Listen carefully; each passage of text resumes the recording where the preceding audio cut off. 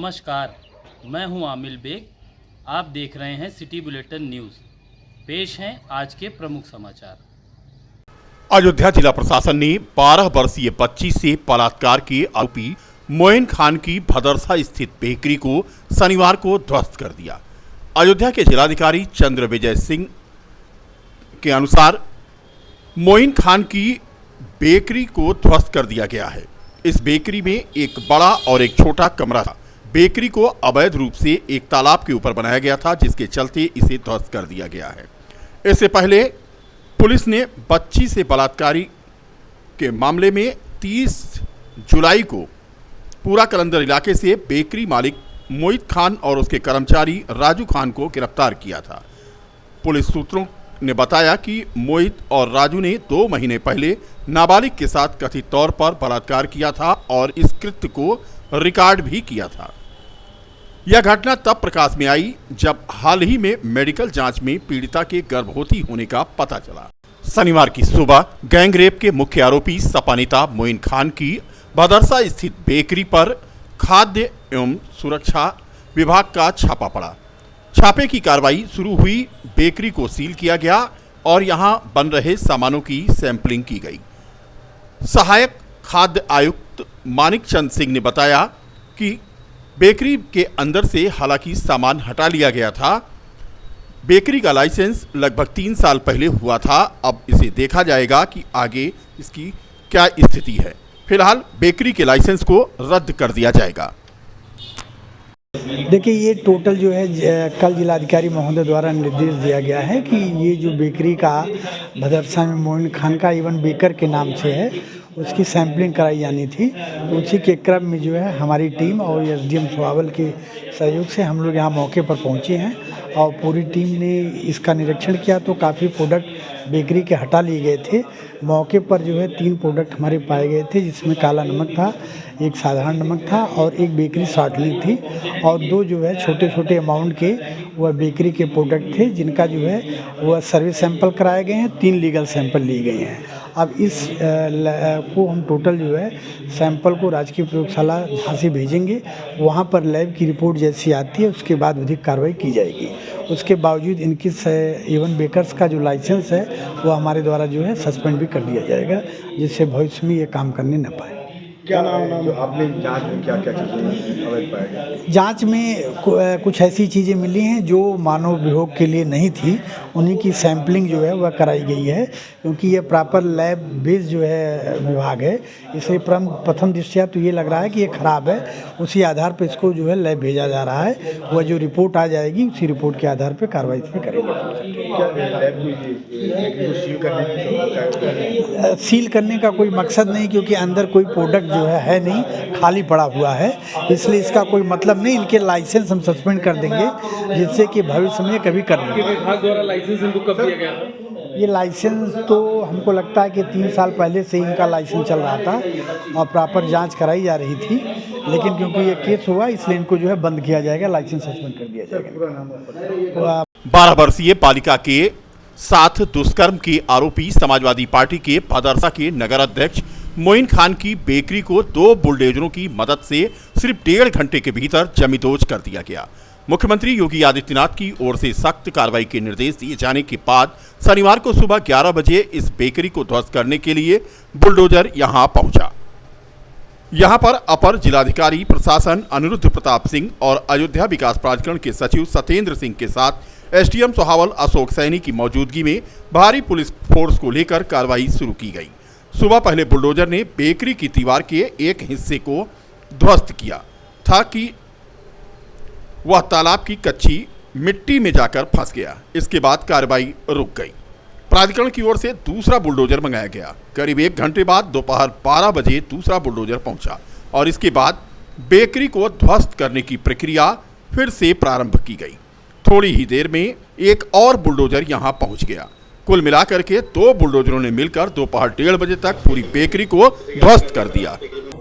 जहाँ जहाँ पर ये चिन्हित किया गया है किस शास की ज़मीन है, जैसे कि आपने देखा रास्ते की ज़मीन पर कब्जा किया गया है, चिन्हित कर लिया गया है, उस पर भी एक्शन होनी है। तालाब की ज़मीन है, उस पर भी एक्शन आप देख ही रहे हैं हो रही है। बाकी शमशान जो भूमि है उसको भी कब्जाया गया है, 630 वर्ग मीटर ज़मीन है, उस पर भी एक्शन लिया जा रहा है। तो शॉर्टली ये पता किया जा रहा है कि जो निजी ज़मीन कितनी है और सरकारी ज़मीन कितनी है जिस पर अवैध रूप से कब्जा किया गया। और ये कब्जा रिसेंट का नहीं है, ये कब्जा बहुत पुराना है, 10-15 साल पुराना कब्जा है। सही माना जा रहा है, बेनामी संपत्ति मतलब दूसरों के नाम पे इसने कई जगह ऐसे अवैध कब्जे किए हैं, उस पर भी जांच की जा रही है। ऐसी भी जानकारी मिली है कि बाहर से जो पैसा है उसका इस्तेमाल किया गया है, किसी को पावर ऑफ अटॉर्नी दी गई है, उसके तहत ज़मीन खरीदी गई है, लेकिन जो मैटर अलग है वो पुलिस अपने एंगल से उसकी जांच कर रही है। ये यहाँ पे भदरसा में ये ग्राम समाज की ज़मीन थी, मतलब तालाब की ज़मीन थी और उसी पे ये अवैध निर्माण पाया था, जिसको एसडीएम सोहाल द्वारा जांच करके इसके संबंध में अपनी आख्या और अपनी रिपोर्ट प्रस्तुत की थी।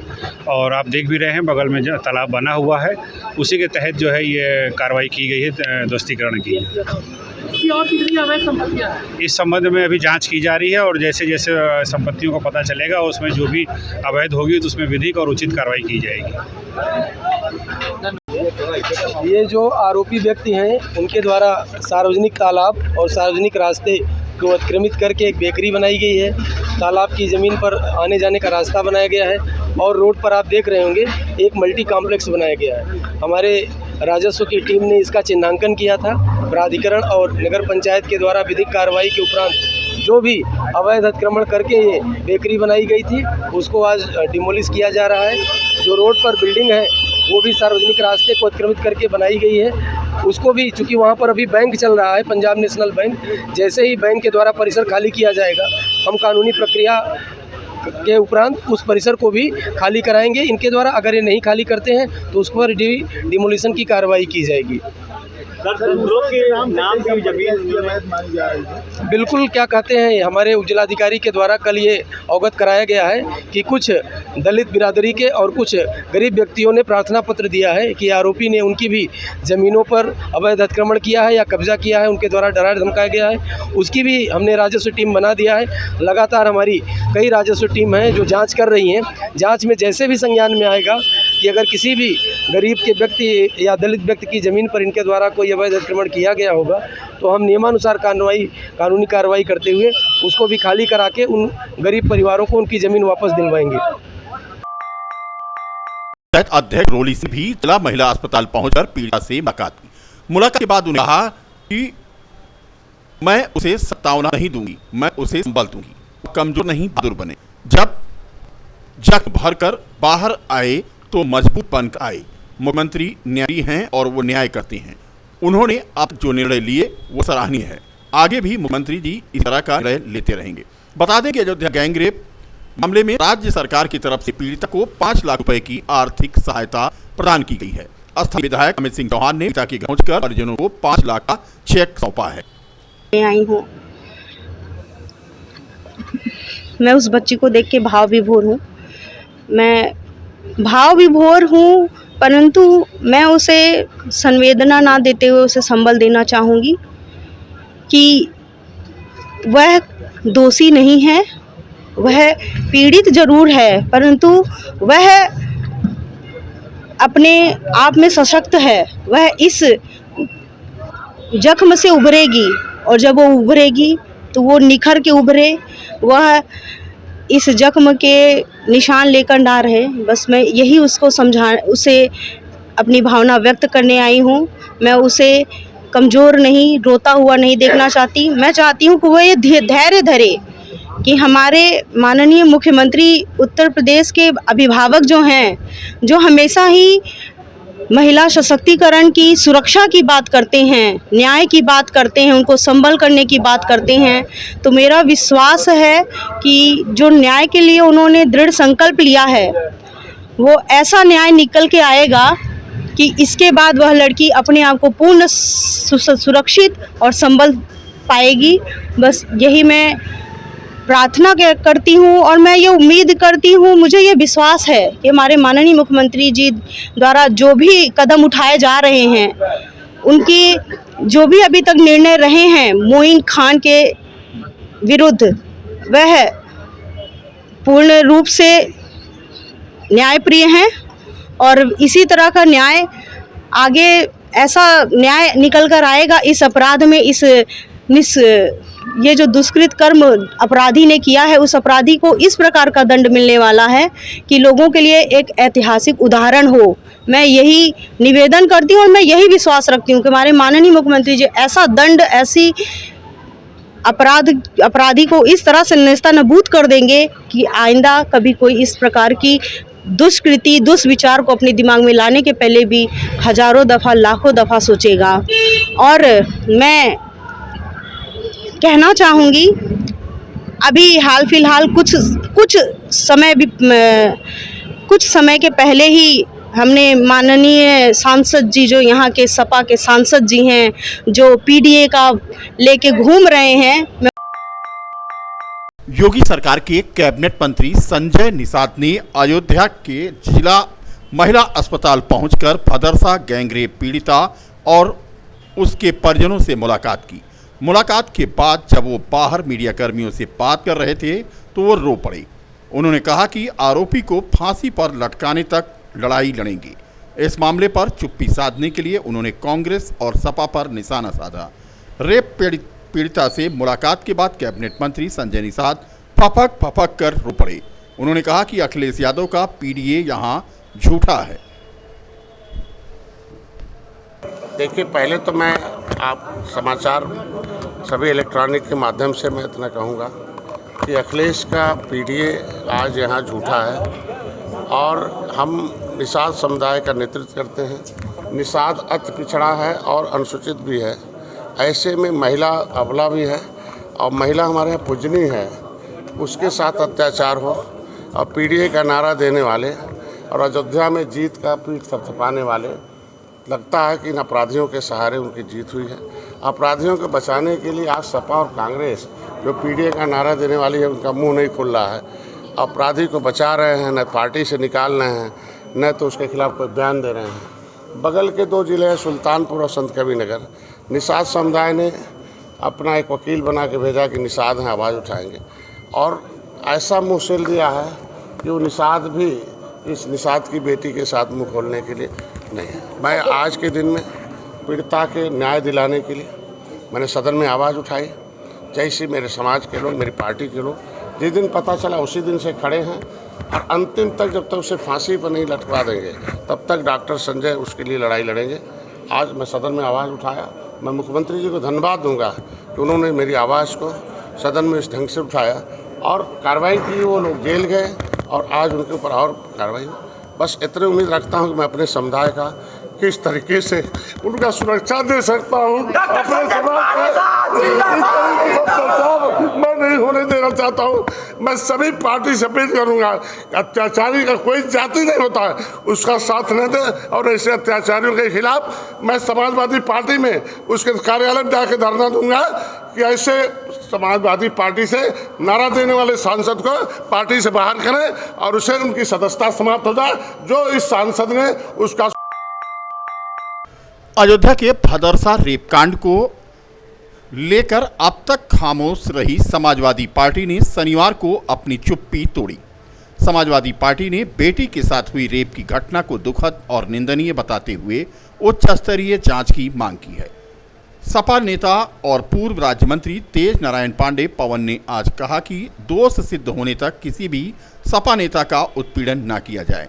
साथ ही सपा ने बुलडोजर और चेयरमैन भदरसा पर दर्ज केस को गलत बताया। उन्होंने सरकार से मांग किया कि पीड़ित बिटिया के परिवार को 1 करोड़ का मुआवजा और उचित सुरक्षा दी जाए। उन्होंने कहा कि भदरसा के चेयरमैन मोहम्मद राशिद और सपा नेता जय सिंह राणा अपने परिवार से मिलने जिला महिला अस्पताल गए थे और उन पर आरोप लगाकर मुकदमा दर्ज कर दिया गया। भदरसा के चेयरमैन है राशिद, उनके ऊपर कल रात में मुकदमा लिख दिया गया। जय सिंह राणा के भाई की छोटी बहू एडमिट है जिला महिला अस्पताल में, नैना नाम है उसका, नैना यादव। जय सिंह यादव के छोटे भाई की पत्नी नैना यादव जिला महिला अस्पताल में एडमिट है 27 तारीख से। ये उसका कागज है जिला महिला अस्पताल का, ये उसका सारा कागज है, सब उसके प्रमाण है, ये सब उसके प्रमाण हैं। अब आप सोचिए कि इतनी गुंडागर्दी अराजकता है भारतीय जनता पार्टी की सरकार में कि खुन्नस निकालने के लिए जय सिंह राणा और उनके हमारे चेयरमैन पर, राशिद पर मुकदमा दर्ज कर दिया गया धमकाने का। भाई मैं मांग कर रहा हूँ डीएम कप्तान महिला अस्पताल का सीसीटीवी फुटेज निकलवा ले। अगर जयसिंह राणा और राशिद ने किसी को धमकी दी हो, उनके परिवार किसी को धमकाया हो, तो मुकदमा लिख के कार्रवाई करो। लेकिन किसी से नहीं मिले। सीसीटीवी फुटेज अगर निकालेंगे तो उसमें दिखाई पड़ेगा कि जयसिंह राणा रात में अपनी पत्नी और अपने बिटिया को लेकर के घर वापस जा रहे हैं अस्पताल से।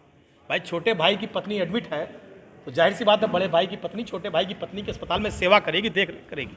अब अगर सेवा करना देख रेख करना अपराध है भाजपा सरकार में, तो महिला अस्पताल पूरा सील कर दें, कह दे खाली एक बच्ची वहां एडमिट रहेगी, जितने बाकी मरीज हैं सबको भगा दिया जाए, कोई जाएगा नहीं अस्पताल में। तो ये तो मनबड़ई है, ये तो सरकार आक्रांता की तरह काम कर रही है और समाजवादी पार्टी इस आक्रांतापूर्ण बर्बरपूर्ण कार्य की निंदा करती है कि आप जिस पर चाहेंगे मुकदमा लिख देंगे, परेशान करेंगे, ये गलत बात है। समाजवादी पार्टी इसकी निंदा करती है और राशिद भाई चेयरमैन पर जयसिंह पर जो मुकदमा लिखा गया, हम चाहते हैं इस पर फाइनल रिपोर्ट लग के इसको सरकार खत्म करे, प्रशासन यहाँ का, ये गलत बात है। और अधिकारियों से भी कहेंगे सरकारें आती रहती हैं, आप निष्पक्ष काम करिए। अगर हम दोषी हैं, हमने गलत किया है, बिल्कुल आप मुकदमा लिखिए, कार्रवाई करिए, जेल भेजिए, लेकिन भारतीय जनता पार्टी के एजेंट बनकर काम ना करिए। आप भारतीय के एजेंट मत बनिए, आप प्रशासन की तरह काम करिए, पूरा सहयोग करेंगे, चूं नहीं करेंगे आपकी कार्रवाई पर, लेकिन अगर आप एजेंट बनकर काम करेंगे तो अपनी आवाज को मुखर करेंगे। और हम चाहते हैं कि जो भी दोषी हैं भदरसा कांड में कड़ी से कड़ी कार्रवाई हो।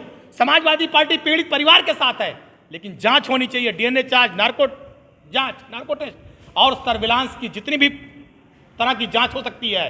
भाई उस लड़की से बात करते रहोगे, मैसेज करते रहोगे, जब पुराना मामला है 2-2.5 साल 2-2.5 महीना, तो कुछ तो बातचीत हुई होगी। अगर दोनों लोग एक हुए होंगे तो लोकेशन तो मिलेगी उस समय की। ये सारी चीजें प्रशासन को निकाल करके सारे साक्ष्य रखने चाहिए, जिससे दूध का दूध और पानी का पानी हो सके। क्या पीड़ित परिवार के साथ पार्टी अब देख लो, कल जब अपने परिवार से मिलने गए तो मुकदमा लिखा दिया। भारतीय जनता पार्टी तो आक्रांता की तरह उनकी सरकार काम कर रही है। अब अगर आप मीडिया वाले इस बात का वो ले लो दावा, आप डीएम कप्तान से बात कर लो कि समाजवादी पार्टी का प्रतिनिधिमंडल मिलना चाहता है और वो कह दें कि हम मुकदमा नहीं दर्ज करेंगे, तो अभी हम चलने को तैयार हैं। हम बिल्कुल बात करना चाहते हैं, हमारी संवेदनाएं हैं पीड़ित परिवार के साथ, हम इंसान हैं और हर वो इंसान जिसके घर में माँ बहन बेटी होगी वो दुखी होगा। कोई नहीं चाहता कि किसी बेटी के साथ ऐसा अपराध हो, हम भी नहीं चाहते। हमारी समाजवादी पार्टी, हमारे नेता तो हमेशा इस मुद्दे पर संवेदनशील रहे हैं कि बहन बेटियों की सुरक्षा और सम्मान होना चाहिए।